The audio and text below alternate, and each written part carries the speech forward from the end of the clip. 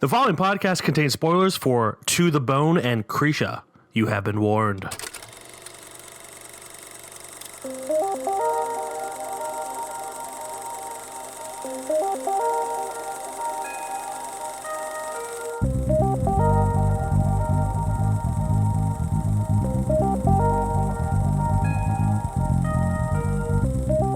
Welcome back, everybody, to KFR News Radio. This is your host and hostess, Miguel Magusto, Glenjamin Button.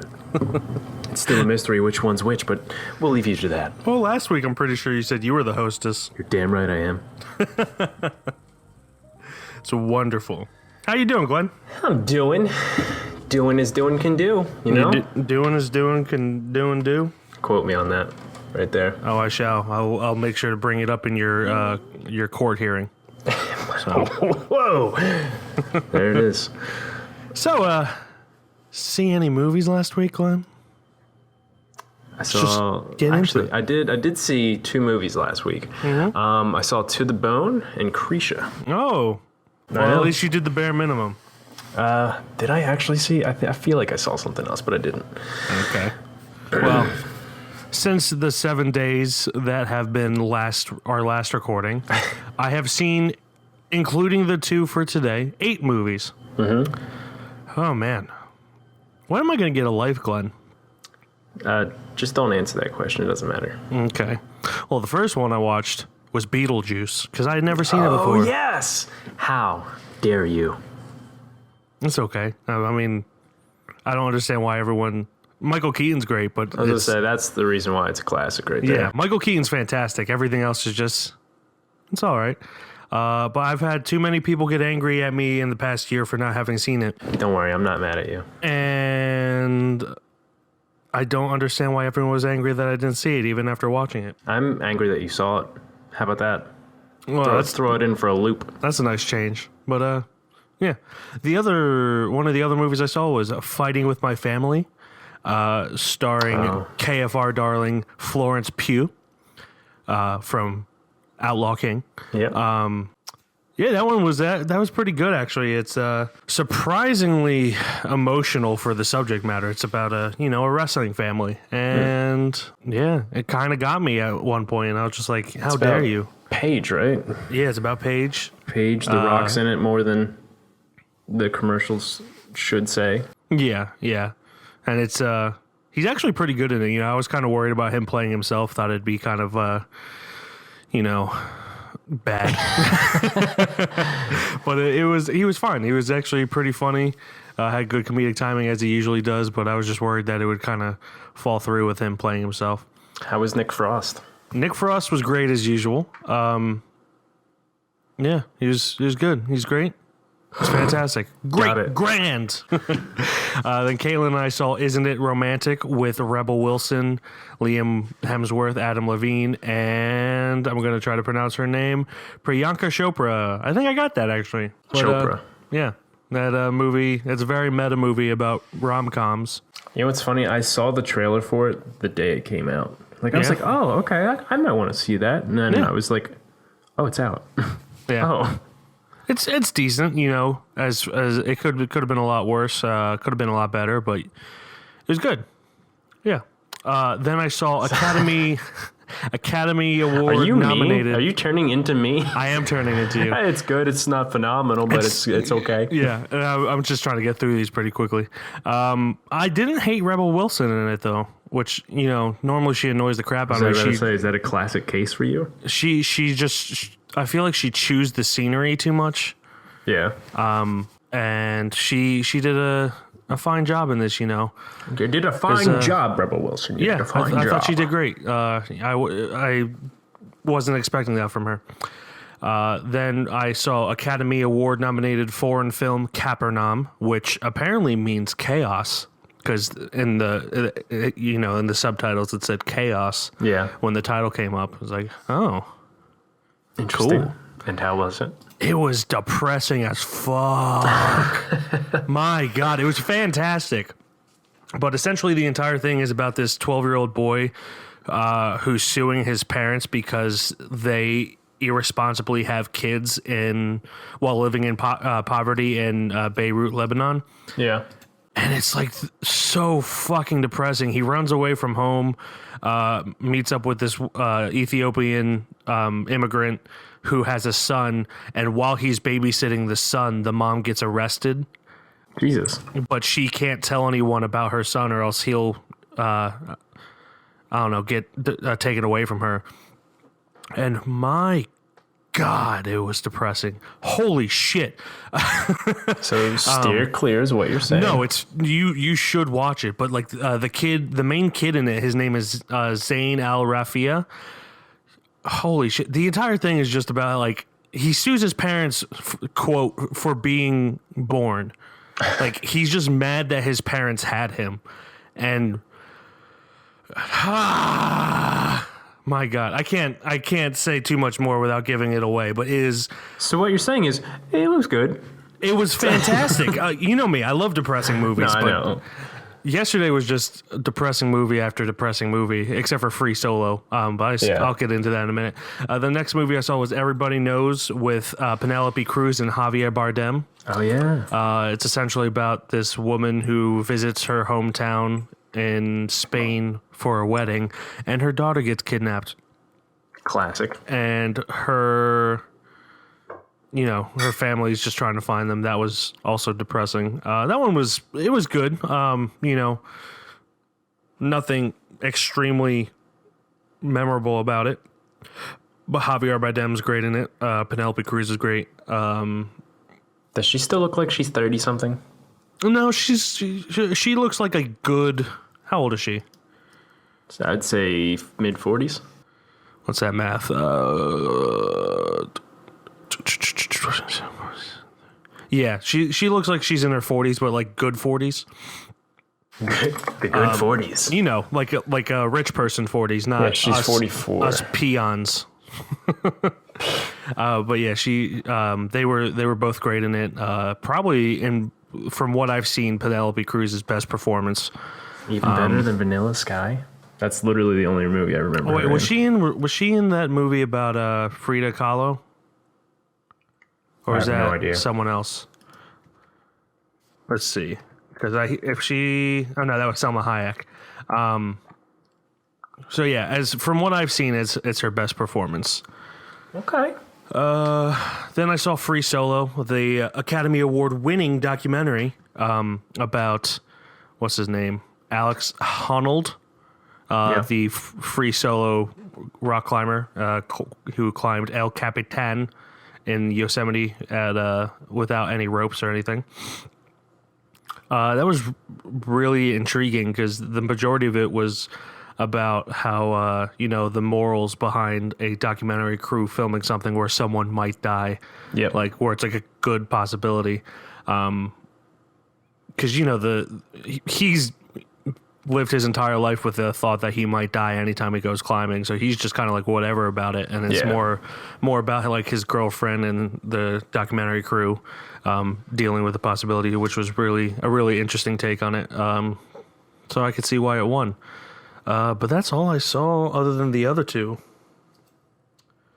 But I feel like I did see something, but I have no idea. I doubt I did. That's why you gotta. I need to contribute. You gotta contribute. Take note. But that being said, let's get into it, shall we? We shall. We shall get into To the Bone. Ooh. All right, ready? $2.80 for the pork, $3.50 for the buttered noodles, $1.50 for the roll, and $75 for butter. It's like you have calorie Asperger's. That's not breakfast. Neither is coffee. You do a lot of sit-ups. I'm not going to treat you if you aren't interested in living. Good speech. I've got it under control. Isn't it funny? Piece of cake. I've got it under control. I've got it under control. You okay, honey? I just got up too fast. This is mine. This is my pick. Like the classic case of any of my other movies, I usually see a celebrity and I'm like, okay, I want to see that. In this instance, And your boy Keanu Reeves. it was Keanu Reeves. But before I had even watched the movie, I had known that he had not that much screen time in this. So I took it with a grain of salt. I was like, Yeah. fine. Not like Jack Black and Don't Worry, You Yeah. Won't Get Far on Foot. See, before that, I didn't know anything about that movie. But I had heard about this, and I was like, okay, it's got Keanu, but not much Keanu. But I want to see it. Apparently, it's good. So that was the tale to tell about this movie from me. And the synopsis here is a young woman dealing with anorexia meets an unconventional doctor who challenges her to face her condition and embrace life. Yeah. So, Yeah, sounds about right. and this stars here, it's Rebecca Kennedy, Lily Collins, Dana L. Wilson, and of course your boy Keanu Reeves. It's always weird when they don't have the main actor first. Yeah, Like, I don't even remember who Rebecca Kennedy was. I feel like she was in the first scene and that's it, she was Penny. which I'm pretty sure is the first person who talks, and then Lily Collins kind of shuts her down Yeah. in the movie. But who knows? That's just always weird when they do that. Yeah. And then, of course, it was directed by Marty Noxon. Or Noxon. Yeah. Noxon, whatever. Sorry. and written by Marty. Yeah. I actually read that both Marty and Lily Collins had struggled with. It didn't specify if it was anorexia, but they both had eating disorders growing up. So this was very personal to both of them. They wanted to show it as realistically as possible and with respect, which I always love it when filmmakers, A, tell their own stories about like their lives and their struggles, and B, just take everything with like, they wanted to go do right by it. There's so many filmmakers out there that just try to, do a cash grab on certain subjects. Not that, eating disorders would ever be like a cash grab subject, but No, I see what you're saying. yeah, like the number one thing I can think of is like 9/11, where there's been so many movies about 9/11, or that Patriots Day thing. Yeah. Where it was like 3 years after the Boston Marathon bombing, they made a movie about it. Like, there's no way you could know all the facts by then and be able to do it with respect. That just seems like gratuitous to me. Yeah. But I did some research and I couldn't find how much weight she did lose, but Lily Collins did lose weight for this. It wasn't She just lost makeup. A significant amount of weight. Yeah, Not, yeah. not to say she's not a skinny person just as it is, but Yeah. you could, obviously she's anorexic. Yeah. She's But yeah, anorexic. in this movie. she worked with a nutritionist to lose weight as safely as possible, Yeah. which is definitely the smart way to go about it. Because I'm pretty sure anytime Christian Bale needs to I was lose gonna say, weight, he just don't he just Christian Bale everything. he just eats a can of tuna and an apple a day, and that's it. Yeah. But I actually enjoyed this a lot more than I thought I would. You and me both. Yeah, and Let's see. Obviously, the dedication to from all the actors to this movie for all losing weight or gaining weight, specifying on which character we're talking about, really hit it home for me because none of it's, at least to my eyes, none of it's really CGI. They all look like they dove in anorexia first. yeah, I mean. They all did. I mean, she was probably the most drastic change, because the other ones were supposed to have been like a certain amount of recovery in. But probably the most compelling story of them all was the one woman who was pregnant and in the recovery home.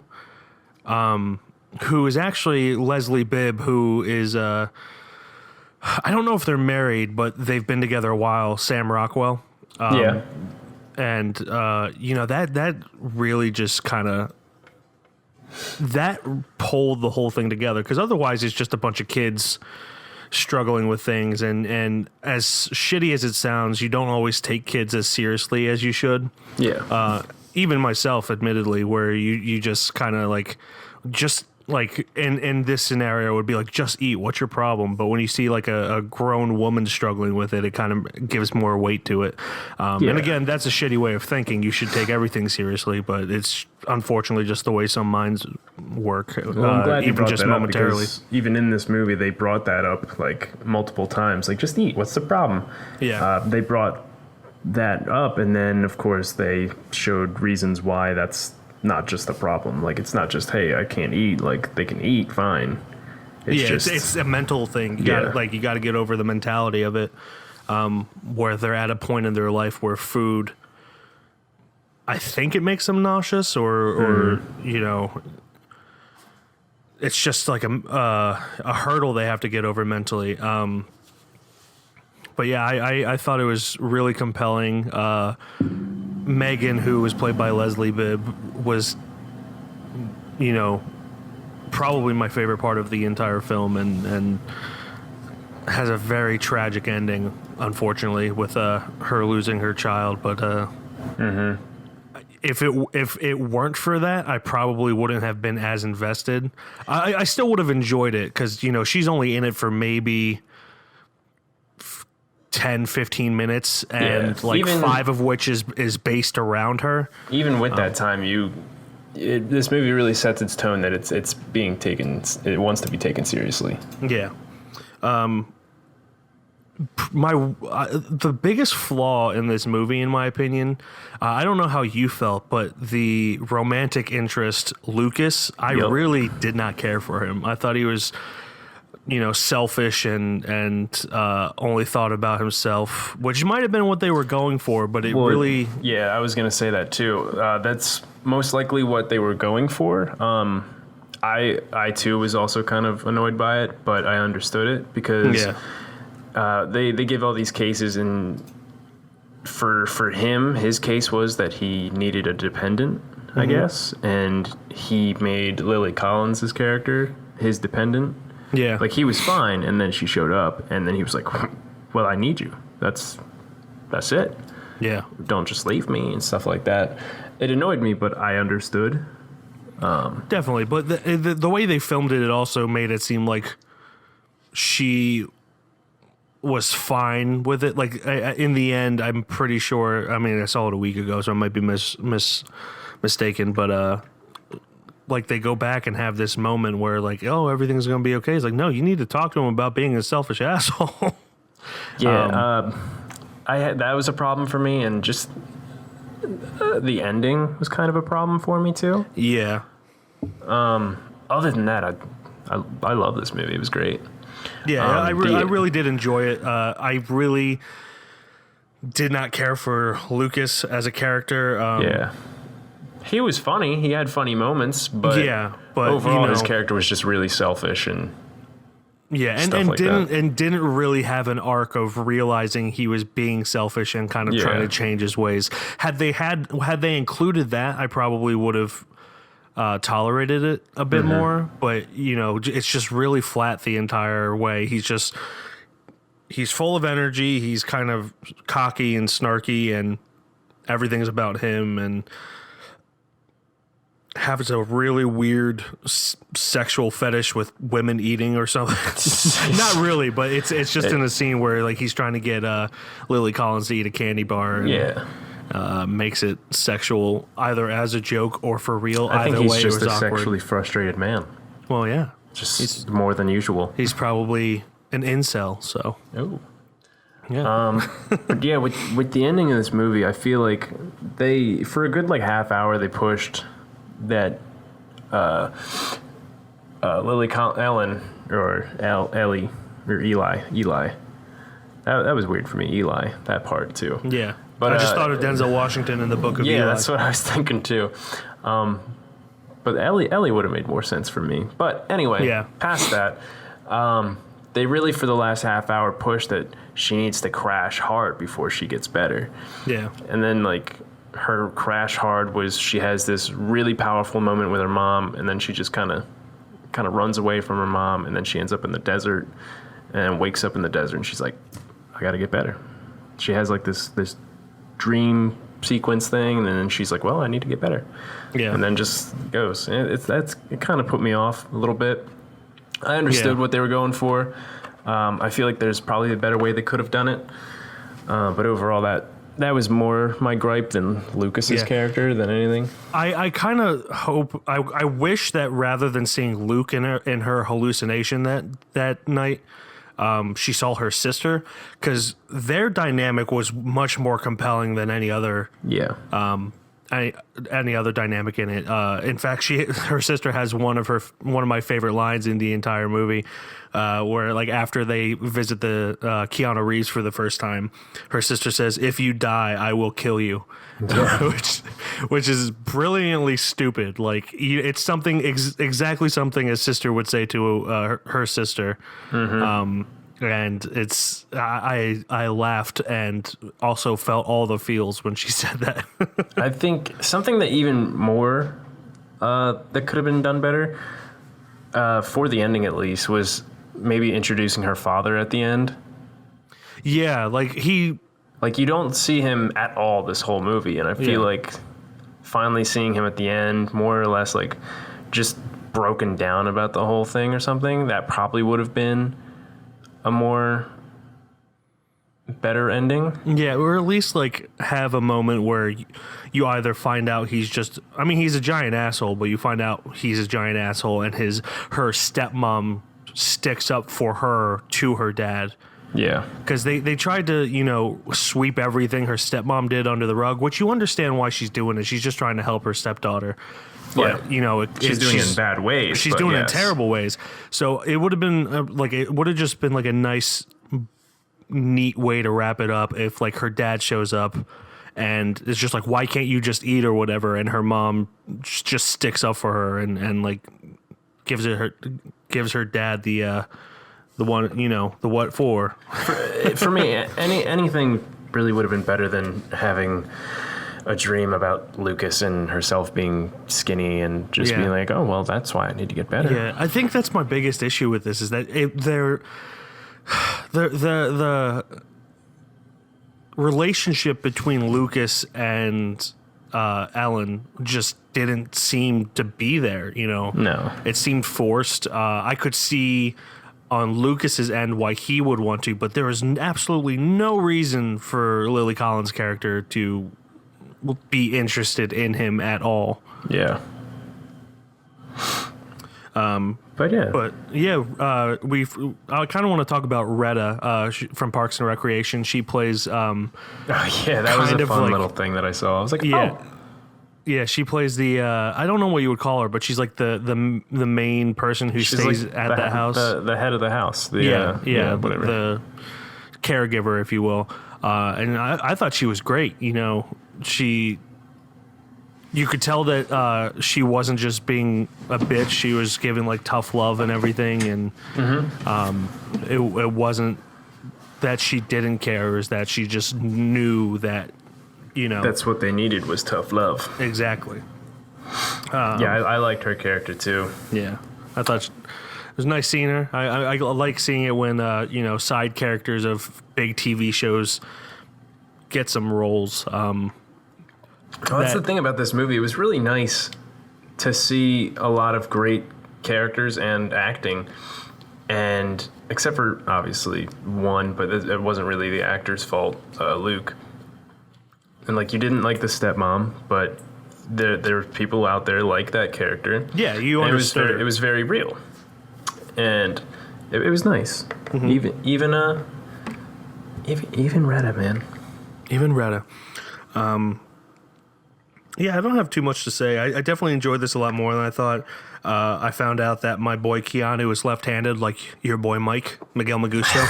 My boys. So I got way too excited when I found out he was left-handed. I was like, yeah!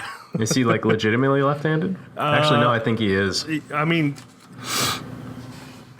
he was left-handed in the movie, and the way I look at it is if they don't mention it in the movie, the actor is actually left-handed. Yeah. So when I saw him writing with his left hand, I was like, you go, man.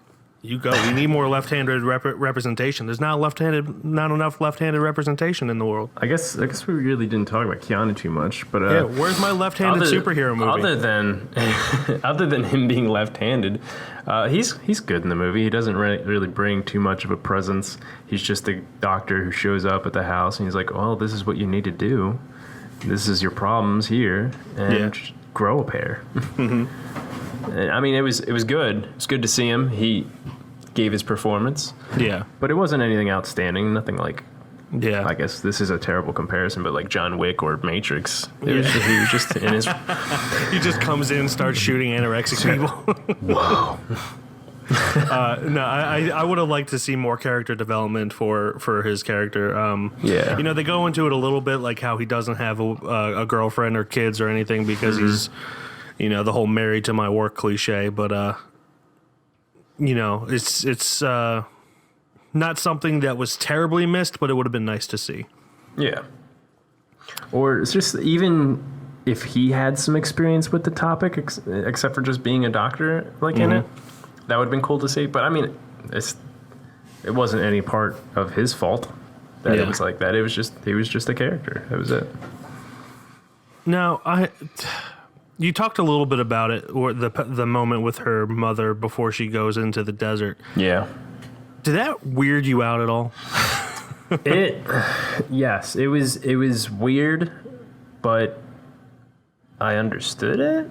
Yeah, I mean, if you haven't seen it, I'm hoping everyone that is listening has seen it. But the way I saw it was, the mom is grasping for straws for what she can do for her child. That's fair, yeah. So essentially, and, like, although it was weird, I understood. She's got nothing left to lose than try this one other thing. I think it wouldn't have been as weird if she didn't cradle her like a baby. Like she says she wants to feed her. Like you can just. And did it have to be a bottle? Yeah, like couldn't have just been like it was that instead of something else. Well, no, like you could feed someone. Yeah. With a fork and knife. Like it doesn't have to be the whole. Well, no, I infantile thing about it.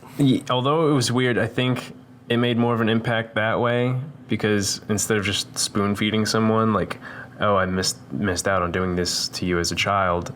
Do you mind if I do it with you now? Because I guess it's more. It brings them closer, not only literally physically, but oh, we missed out on this. Let's try to do it, even though you're 22 years old. I don't know. It was weird. It was fine in my opinion, but it was weird. Yeah, I mean, it didn't throw me off completely, but it was still just like it felt like it was out of left field. Maybe that's just because what threw me off more was what happened after the whole dream sequence and stuff like that. I was like, okay, that made her mom cradling her like a baby and feeding her with an actual bottle. Yeah, seem silly. Because even in the dream, she's like, "That's what I look like." It's like, yeah, excuse me. You never looked in a mirror. You don't look in the mirror. You don't listen to what people tell you every. I mean, I guess. I mean, that's the whole point of it. Yeah, I guess that's the whole point. Is like, she's listening to other people tell her how shitty she looks instead of actually just looking at herself. But yeah, that's a whole topic that it's not easy to talk about. So, welcome to our new house member, Alan. Hi. Oh my God. How do you do it? Eat. I mean, I'm not gonna lie. I'm really fucking hungry.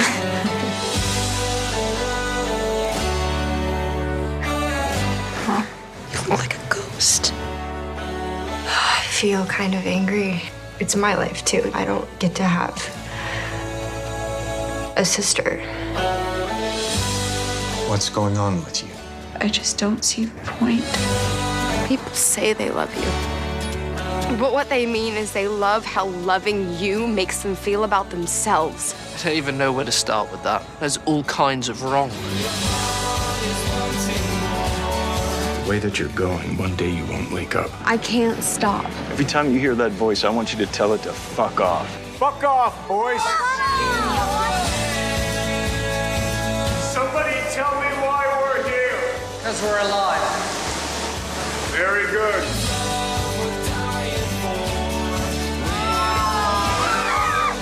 Some of them actually seem like they're doing okay. Like they might get lives and be semi-interesting people. Did you just say something optimistic? I did say semi.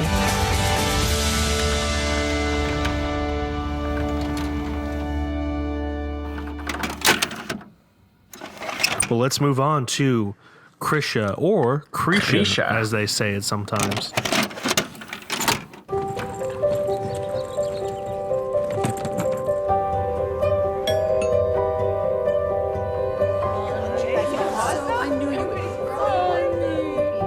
Where have you been?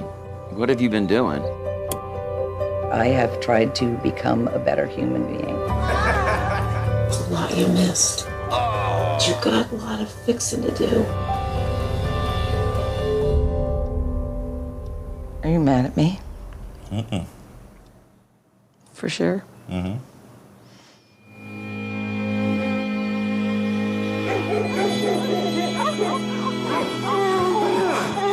I just want to be close to you and make up for lost time. I have stayed away while I was healing myself. Krisha returns for Thanksgiving dinner after 10 years away from her family, but past demons threaten to ruin the festivities. Written and directed by Trey Edward Schultz and starring Krisha Fairchild, Alex DeBranco, Robin Fairchild, Chris Dubeck, and all of Trey Edward Schultz's family. So yeah, that's Trey Edward Schultz is the director of one of my favorite movies, It Comes at Night. So I kind of wanted to watch this. I learned a lot about this while, doing some research. He made the entire thing in his mom's house in Houston. It's a big house. Yeah, with the entire cast was his friends or his family or friends, with the exception of two people, who I believe were Chris Dubeck and what's the other guy? Bill Wise. They were the two people that had, I think, a little bit more to do. But yeah, he filmed the entire thing in his house, his mom's house, with his family for very cheap. So that's kind of why I wanted to do this movie, because it's an extremely independent movie to the point where, it's all shot in his mom's house. Yeah, imagine the amount of money he saved just on acting. Yeah, really. But yeah, the main actress, Krisha Fairchild, who plays Krisha, is actually his aunt. And yeah, it's just the entire thing. It's funny, is most of the cast names are actually their names in the movie, too. Yeah. Almost everybody. I actually read that this is based on an actual Thanksgiving that his family had, where his cousin, who was a drug addict, and she's an alcoholic, but she's also kind of a drug addict. Yeah. But his cousin that this happened to, where she had like a breakdown at Thanksgiving, was a drug addict and relapsed at Thanksgiving, and unfortunately died a few days later.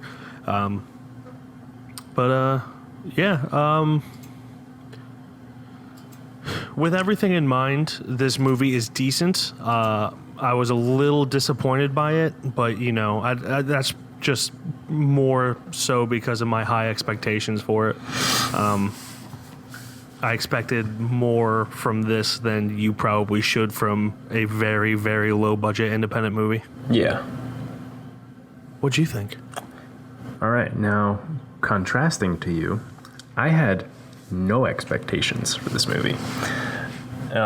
Obviously, I didn't know it existed until you brought it up. One of the things I actually really enjoyed about this movie is the film style. Mm-hmm. A lot of it looks like straight from It Comes at Night. Yeah, like you could see the similarities. There's a lot of similarities, especially in the film with the style. way this sounds a little silly, but if you've even seen the trailer for It Comes at Night, the way he moves down a hallway, is very obvious that it's the same filmmaker. And to me, I think the film style helped make this movie better, in my opinion. Absolutely, much better. Other than that, I think this movie is just basically kind of your average movie. It's about a broken family. Well, not really a broken family, a broken person in a somewhat normal family. I really did. I don't want to say I really did. I enjoyed the fact that he used all these friends and family in his movie. It was nice to see something we do on a usual basis in our film work. And he's got talented friends and family too. He does, especially his that aunt. he used in his film. So it's inspirational seeing this movie. I'm not saying, Mike, let's go make a goddamn movie right now, but let's go make a goddamn movie. It makes you right think what you could do. I'm sure with a little bit of money, obviously, that he had, and just family, friends, a huge freaking house. What else we got? It did a really good job of creating the stress of like a huge family gathering. Yes. Like I was super anxious in the first 5-10 minutes, and he did so well at making this family event. And, like, you understood Krisha's point of view, why she is the way that she is. Like, sure, she was trying, and, like, in her past, you understood the reasons why she left her family and all these details they give in the movie, trying to make herself better. And then the family saw that and were like, well, you're just a piece of shit. You left the family. So, like, that was cool. Like, for me, I understood that a lot. Yeah. And I understood, like, obviously the family's point of view of like why they think she's a piece of crap, stuff like that. The thing I thought they did really well, like you could tell everyone is having fun at this. Yeah. At least in the first 30 minutes or so, except for her, which it's hard to show people having fun, but also have you be on the side of the person who's like feeling anxious about everything, and it's just kind of everything's kind of boiling over. It's just. He just did a fantastic job at creating anxiety in something that's just a normal thing that's happening. Yeah, I think for what he's got going on here, he did a very, very good job on basically what is just an average normal thing. Yeah. I'm not gonna say I jumped head over heels for it, but I'm saying for what he did with it, I think it was really done well. He did something that he duplicated in It Comes at Night as well, where the aspect ratio changes from time to time. And It Comes at Night, like the last 10 or so minutes, the aspect ratio gets more and more wide.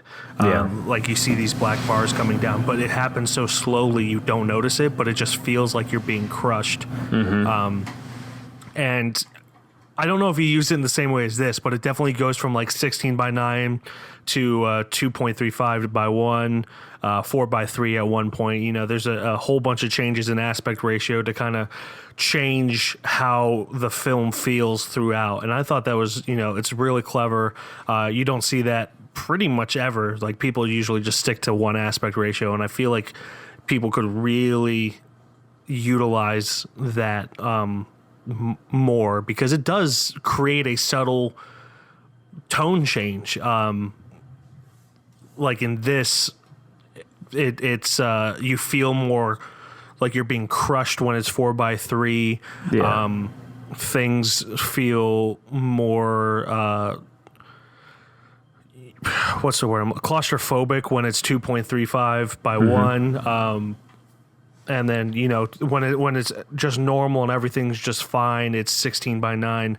And these numbers probably don't mean anything to most people, but it's just a change in the shape of the frame. It really added. It really did, man. Yeah. Yeah, that's really all I have to say about this movie. It doesn't have any real big twist. It's just a family event and 2 points of view on a family. Family situation. For using what they had, the actors they had were great.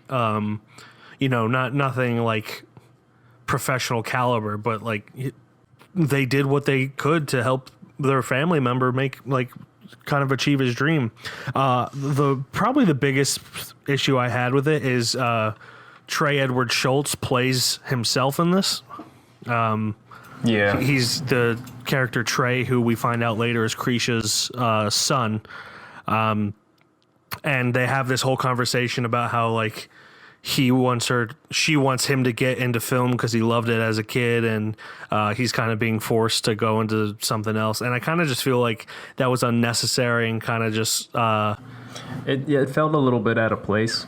Yeah, it did. Yeah, like I understood that at that point it was a story about him.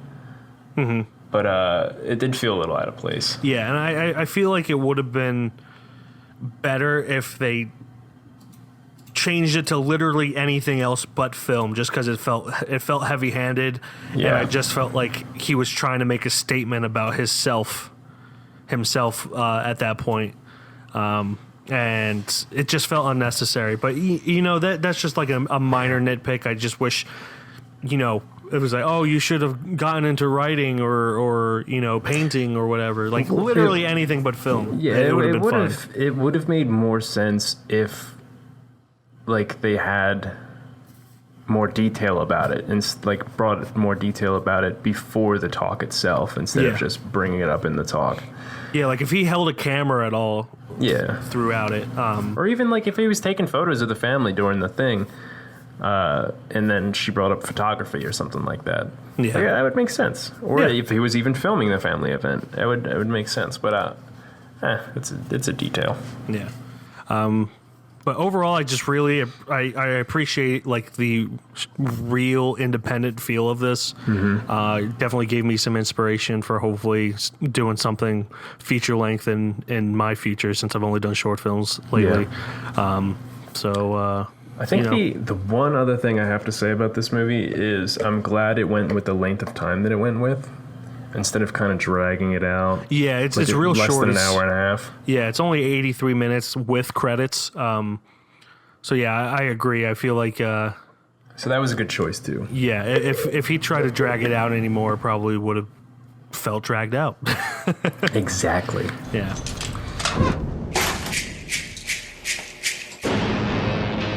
You are a lever. You are heartbreak incarnate. If you think you can just pop in and pop out of people's lives like this, you are malinformed. You don't know who I am. You don't know anything about what I'm here trying to do.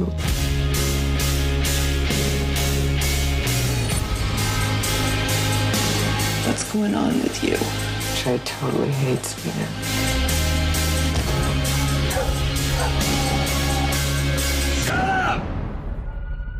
I'm not going back. Krisha. I've earned a right to be at this table. Did you lie to me? You look at me and tell me you love me.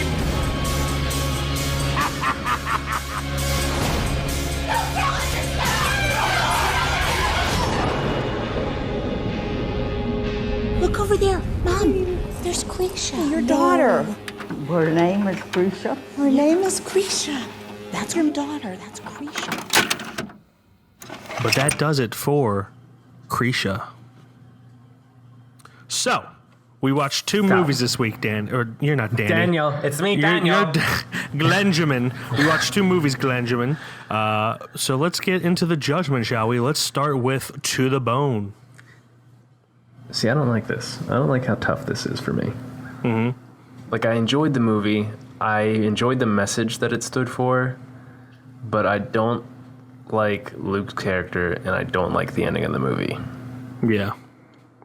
But the message that it stood for and how well the actors went through the anorexia and stuff like that, and the stories some of them had, was good enough for me to want to put it on the shelf, but the ending hurts it, and Luke hurts it. Yeah. So, like, normally I'd be joking around and say, well, Mike, I don't know.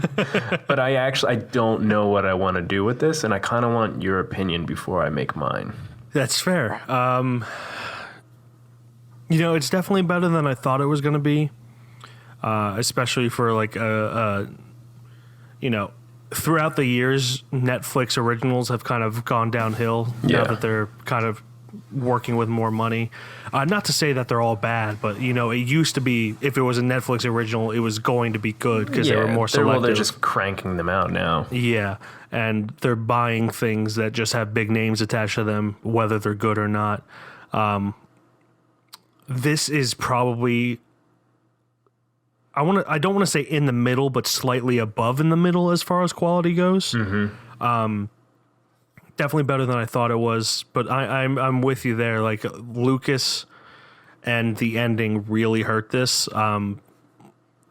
Even if you just develop Lucas's character more, make him realize he's kind of being an asshole instead of just letting it breathe, adding the element of the stepmother stepping up for her stepdaughter to the father. It's almost there, but not quite there. Yeah.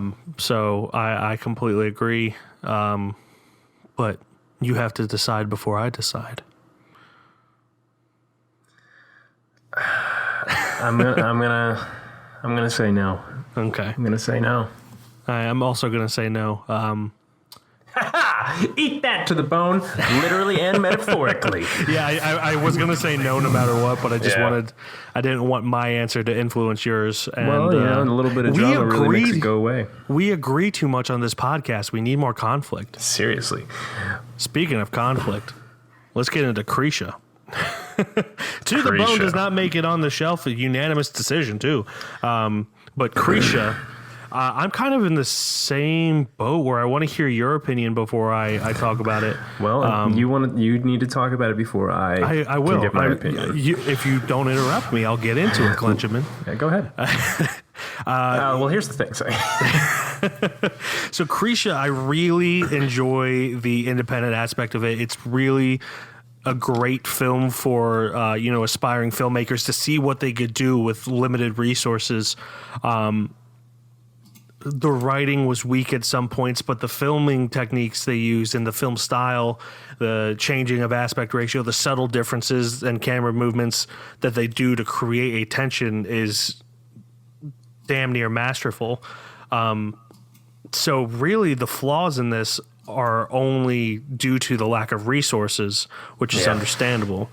So, if this were a multi-million-dollar movie, I would say no, absolutely not. But because, you take into account, I'm going to look up the budget right now, actually. I think it was only like $40,000 or something crazy like that, where it's probably mostly spent on post-production. But yeah, because of that, it kind of is more understandable what flaws happened. So I'm torn. And now it's your turn to help me out. Yeah, I'm trying to find this movie we were talking about before, and of course, What, It Comes at Night, or no? What was The Endless? other? Was that what it was? The Endless, yeah. Okay.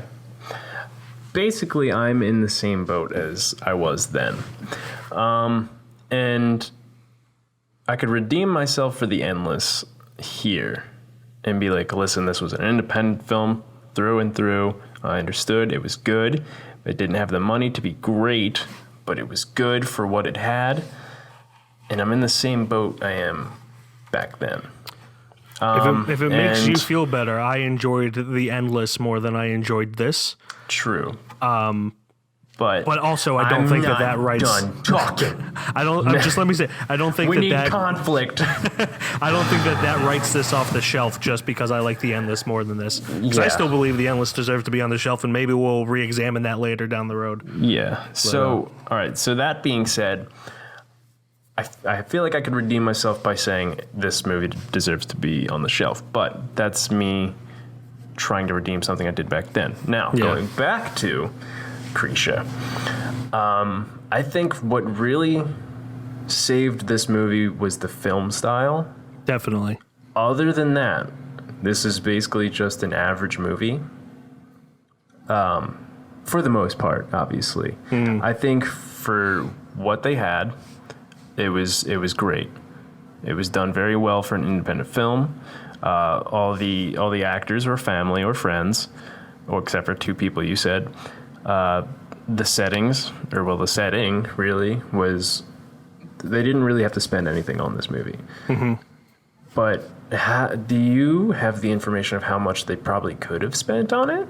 I actually just looked it up. The budget was $30,000. Okay. It's tough, man. And I don't know. I really don't know. Yeah. I really enjoyed both kind of aspects on point of views on the family and why Krisha's this way, and then Krisha, why she's trying to be better, but she just really ends up not being, and why she is that way because of the family. I did enjoy that. But overall, if it wasn't really for the film style itself, I don't think I'd really enjoy this movie. Yeah. But of course, because of the film style, I enjoyed this movie a little bit. I mean, film style is like 50% of the film, so... So it's tough. Yeah, it's not insignificant, the fact that the film style makes this movie. Yeah. I just want to say, I love how much time we're spending on the judgment for these two. I think it's the for longest real. we've ever spent. I am going to go and say, yes, this does deserve to go on the shelf. Ooh, here I am, looking like an asshole again. Again, I want to re-examine The Endless later down the road. Yeah. But I do think that people need to recognize filmmakers with less resources who accomplish something like this more than, to say a movie that did make it on the shelf, Outlaw King. Well, I enjoyed Outlaw King. They had massive resources, a great cast, and, probably did a worse job of building tension. Not that Outlaw King wasn't good, but the tension in Krisha is so present throughout the entire film with little to no resources. It was just really impressive.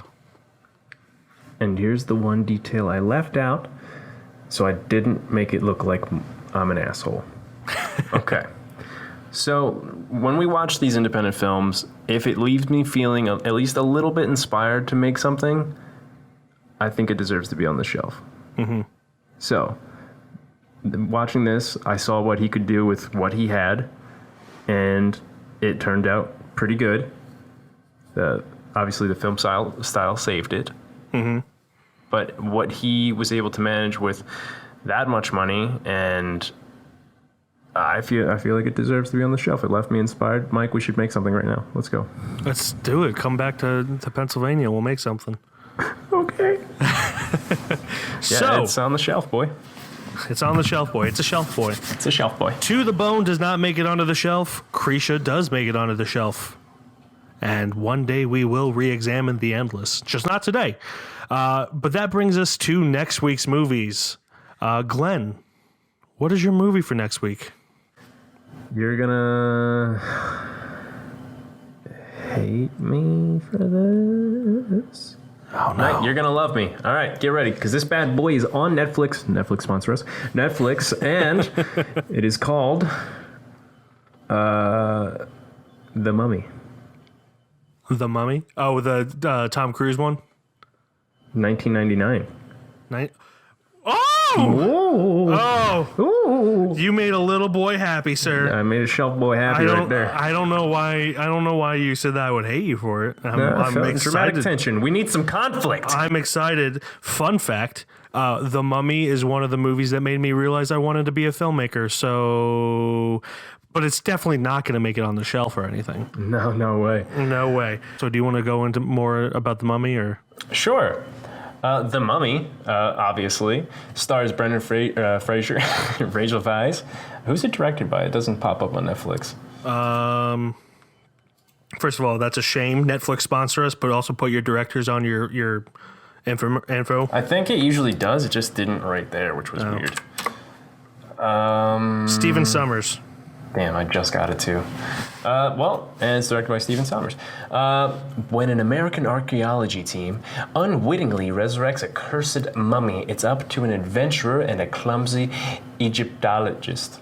I've never heard that word before. To stop the evil spirit. Also, you got hunk Brendan Fraser. That's all the synopsis you need. So, a little backstory. The Mummy made me think I wanted to be an archaeologist, but really I just wanted to make movies. But yeah, I'm really excited to watch it. My movie is one that I've definitely seen. I'm pretty sure you've seen as well. I haven't seen it since it was in theaters and don't remember too much about it, but I do remember liking it. Maybe it'll be the same, maybe it'll be different. But it is 2009's Moon, directed by Duncan Jones, written by Nathan Parker. starring Sam Rockwell and Kevin Spacey, pre-scandal.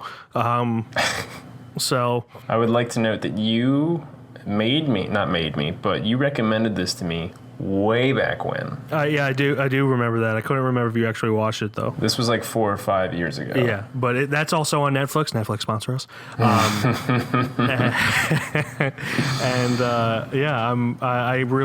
saw that. I was like, I really need to rewatch it because I haven't seen it in 10 years pretty much. Yeah. But Moon tells the story of astronaut Sam Bell has a quintessential personal encounter toward the end of his 3-year stint on the moon, where he, working alongside with his computer Gertie, sends back to Earth parcels of a resource that has helped diminish our planet's power problems. That really seems like it is more winded than it needs to be for what the movie's actually about. But we'll get into that next week. But yeah, so next week, our movies are The Mummy and Moon. Double M's right there, M&M. Double M's, M&M, get your M&Ms ready. But that will do it for this week. You can follow us on Instagram at Keystone_Film_Review. We're also on Facebook, Keystone Film Review. You can follow me on Letterboxd. I am Mike KFR. And I am Glenn KFR. And that will do it for this week. Until next week, where the weeks are weeks. On the next episode of KFR. Yeah. Bye.